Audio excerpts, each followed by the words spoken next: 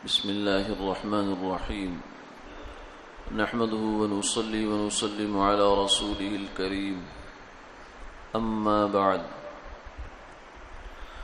عن ابن عباس رضي الله تعالى عنهما قال رسول الله صلى الله عليه وسلم يدخل الجنة من أمتي 70,000 بغير حساب هم الذين لا يسترقون ولا يتطيرون ولا يكتوون أو كما قال عليه الصلاة والسلام۔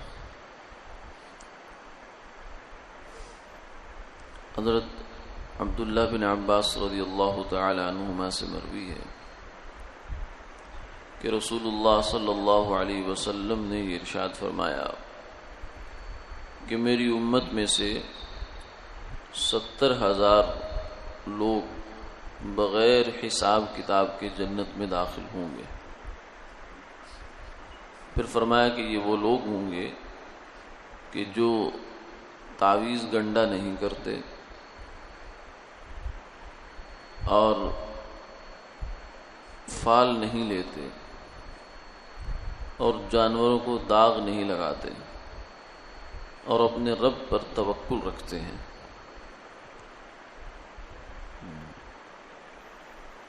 اس حدیث مبارکہ میں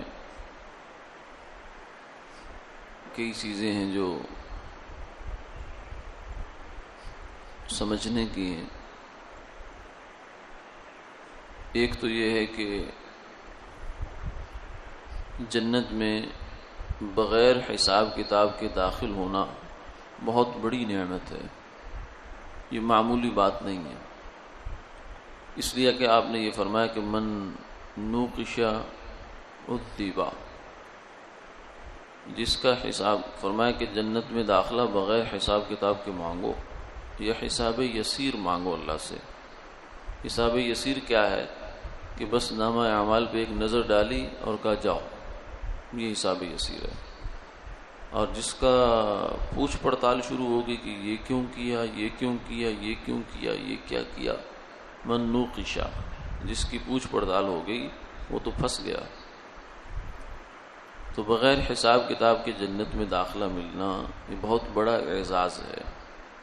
پھر دوسری چیز یہ فرمائی کہ 70,000، شارحین نے یہاں لکھا کہ 70,000 جو ہے یہ مبالغے کے لیے ہے، مطلب ایک عدد ہے، اس سے کوئی خاص 70,000 مراد نہیں، اس سے مراد ہے بہت بڑی تعداد۔ امت میں سے ایک بہت بڑی تعداد ایسے لوگوں کی ہوگی جو بغیر حساب کتاب جنت میں جائیں گے۔ ان کی 3 خصوصیات بیان فرمائی۔ پہلی یہ ہے کہ وہ تعویذ گنڈا نہیں کرتے۔ تعویذ کے بارے میں شریعت کا ضابطہ یہ ہے کہ اگر تعویذ جائز ہو، کلام جس سے لکھا گیا وہ ٹھیک ہے، کوئی کفریہ بات نہیں، شرکیہ بات نہیں اس کے اندر، پھر یہ ہے کہ جائز مقصد کے لیے لیا جائے، کیا جائے، ناجائز مقصد پیش نظر نہ ہو۔ کوئی بیماری ہے، کوئی مصیبت ہے، کوئی آفت ہے، اس کے لیے کیا گیا، ناجائز مقصد کے لیے نہیں کیا گیا۔ ناجائز مقصد یہ ہے مثلا کسی غیر عورت کو اپنی طرف مائل کرنا کہ وہ مجھ سے شادی کر لے، یا مرد کو مائل کرنا تعویذ کروا کے، یہ ناجائز اور حرام ہے۔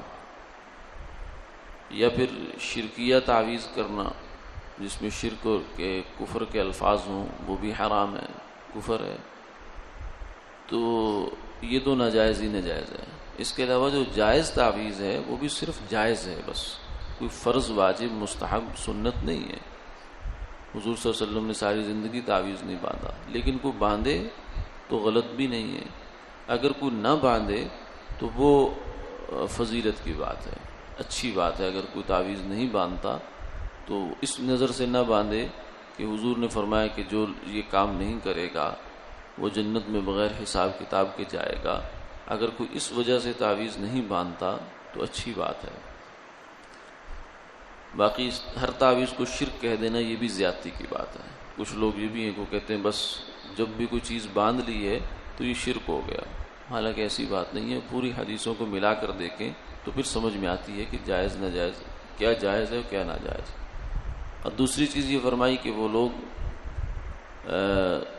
فال نہیں لیتے، یعنی بری فال، جیسے ہندوؤں میں بھی اور ہمارے معاشرے میں بھی کچھ ایسی چیزیں معروف ہیں، مثلا گھر سے نکلے ہیں، آگے کالی بلی آ گئی راستے میں، اس نے راستہ کاٹا ہے تو واپس چل دو جی، کیونکہ اس کا مطلب ہے کہ آج ہمارا کام نہیں ہونا۔ یہ بدشگونی ہے، بری فال ہے، یہ لینے سے بھی منع کیا گیا۔ تو جو آدمی یہ بھی نہیں کرتا، دوسرا کام یہ ہے۔ تیسرا یہ ہے کہ داغ نہیں دیتا جسم کو۔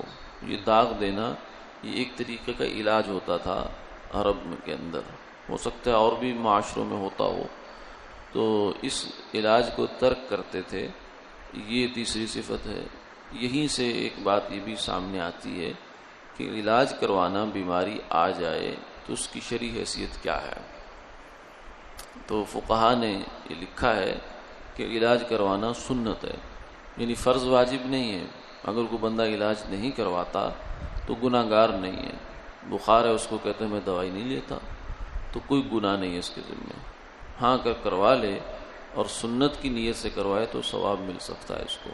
اور اگر اس لیے چھوڑتا ہے کہ اللہ پر بھروسہ کرتا ہے اور اس کا چھوڑنا دوسروں کے لیے کوئی اذیت اور تکلیف کا باعث بھی نہیں ہے، بس اپنے اوپر تکلیف لے رہا ہے وہ، تو اس صورت میں اس کے لیے یہ بات باعث اجر بھی ہے اور اس کے لیے فضیلت کا باعث بھی ہو سکتی ہے۔ اللہ تعالی ہمارا شمار بھی انہی لوگوں میں فرما لے جو بغیر حساب کتاب کے جنت میں جائیں گے۔ آمین آمین یا رب العالمین۔